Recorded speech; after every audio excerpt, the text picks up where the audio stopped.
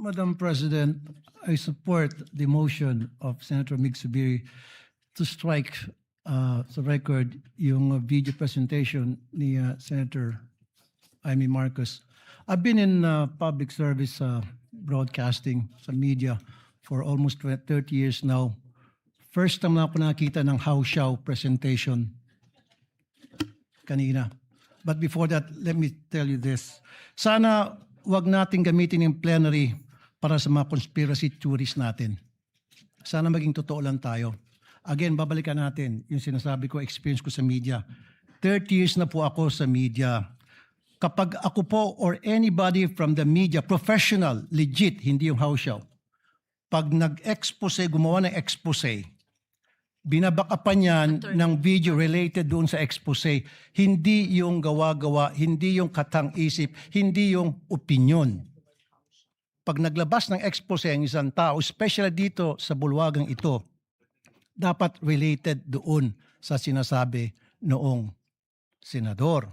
Just like what Senator Zubiri said, nakita niyo naman po, Madam President, every time na ako'y gagawa ng expose, every time na ako'y gagawa dito ng privilege speech, at yung privilege speech ko, binabakapan ko po ng mga sumbong, actual na mga sumbong na mga taong lumalapit sa aking programa at dinadala ko rito para mabigyan ng solusyon ang problemang inilalapit sa akin at hindi po yung opinion lamang.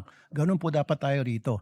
Now, ilang beses na po tayo nagpalit ng liderato dito sa Senado. Every time nagkaroon ng palitan, ngayon lang po ako nakita na nagkakaroon ng kaguluhan. Why? What's wrong? Dapat hindi na po. Let's move on. Kasi nasasayang po yung oras natin dito, puro na lang bangayan. The people have spoken. Sinasabi nila, enough is enough. We've been like a circus for the past few days. Pinagtatawanan po tayo. I was out there last night.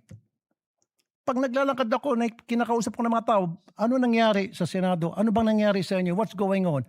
Nakakaya na po. Ang panawagan ko, magtrabaho na lang po tayo. Itigil na po natin to mga kung ano ng mga nasa katang-isip natin. Let's move on because we were voted, elected by the people para magtrabaho, hindi para magbangayan. Maraming salamat, Madam President. Maraming salamat po. Tayo po ay nakikiisa rin sa sinabi nyo. May katanungan lang po ang presiding officer because we are using either the Filipino language or English. I would like to request the good gentleman from Isabela to use a alternative word to how shall because it may be difficult to translate it. Is that Filipino? I just want to be enlightened. How shall Yes. street lingo meaning fake?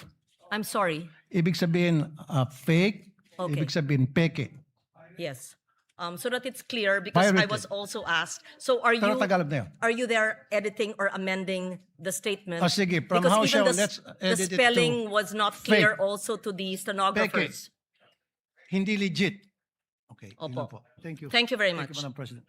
Since we're talking about parliamentary language, may we also cite that everyone uses either English in its traditional form and Filipino and or other languages of the 120 languages of the Philippines. Thank you.